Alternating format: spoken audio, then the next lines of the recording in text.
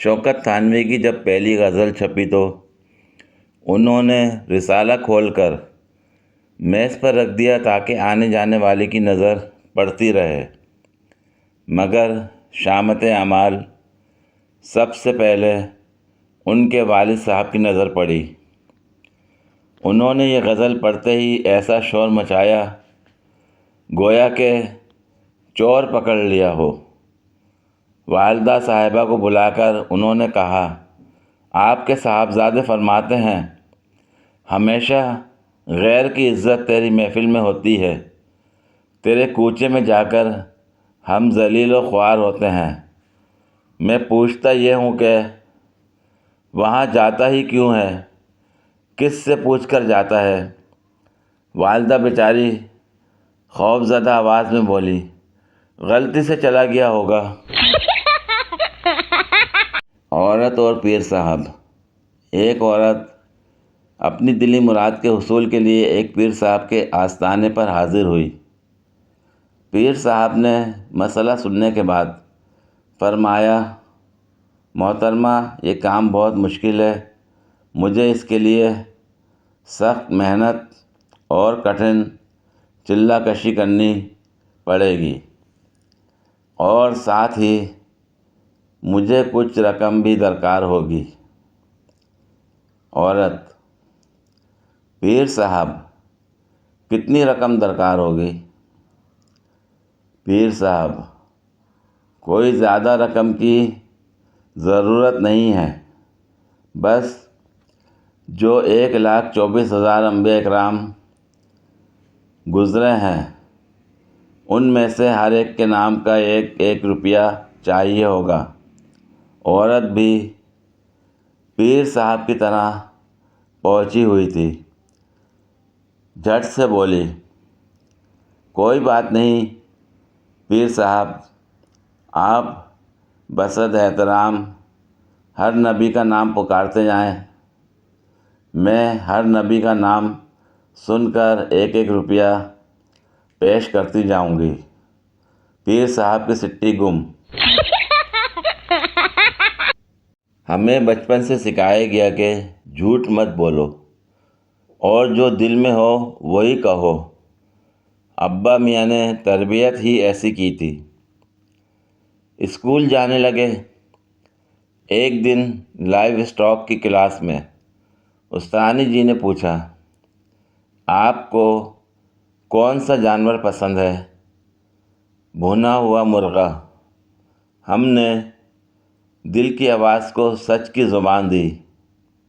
استانی جی نے غصیلی نظروں سے ہمیں دیکھا، کالر سے پکڑا اور پرنسپل صاحب کے پاس لے گئیں۔ پرنسپل صاحب نے پوری بات سنی، ہم سے استفسار فرمایا اور ہمارا مدعا بغور سماعت فرمانے کے بعد خوب کھل کر ہنسے۔ ہمیں آئندہ ایسا نہ کہنے کی تنبیہ کر کے رخصت فرمایا۔ اس تمام واقعے پر ہماری حیرانی بدستور موجود تھی۔ گھر آ کر ابا میاں کو تمام واردات سے تفصیلاً آگاہ کیا، وہ بھی بہت ہنسے اور ہمیں آئندہ ایسی بات نہ کرنے کی نصیحت کی۔ ہم زمانے کے اس دوغلے پن کو سمجھ تو نہ سکے، تاہم دل ہی دل میں آئندہ ایسی بات نہ کرنے کا عہد کیا۔ اگلے دن استانی جی نے دوبارہ وہی سوال دہرایا، زندہ مرغا۔ ہمارا جواب سن کر خوش ہوئیں اور اگلا سوال پوچھا، کیوں؟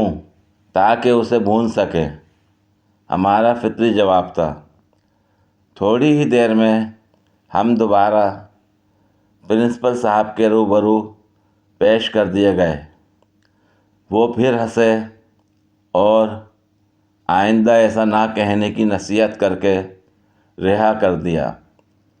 استانی جی نے اگلے دن پھر وہی سوال دہرایا، زندہ مرغا۔ ہم نے اطمینان کے ساتھ جواب دیا، کیوں؟ تاکہ اس کی افزائش نسل کر سکیں۔ ہم اعتماد سے بولے۔ خوشی کی ایک لہر ان کے چہرے پر دوڑتی ہوئی نظر آئی۔ کیوں؟ اگلا سوال۔ تاکہ ہمارے پاس پیارے پیارے چوزے ہوں۔ ہمارا اعتماد بحال رہا۔ ان کا کیا کرو گے؟ ان کے لہجے میں فتح کا تاثر تھا۔ ان کی پرورش کریں گے تاکہ وہ سب صحت مند مرغے بن جائیں۔ ہمیں محسوس ہوا ہمارا انداز گفتگو انتہائی پیشہ ورانہ تھا۔ کیوں؟ استانی جی نے اپنا تقیہ کلام جاری کیا تاکہ ان سب کو بھون سکے۔